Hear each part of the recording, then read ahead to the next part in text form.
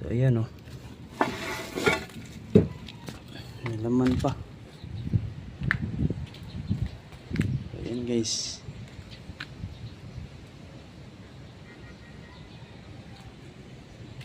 So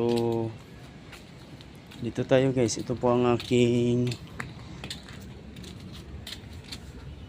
kapatid ng papa ko guys, si Romeo Liluan. So ayan. So ayan guys, paki-support naman ang video nito guys. Paki-like, share and subscribe para lagi kayong update sa susunod nating video guys. Salamat sa inyong mga suporta. Sobrang sawa sa pagpanonood sa vlog. Thank you to all tanan and God bless babos, labi na sa itong mga OFW at sa ibang bansa.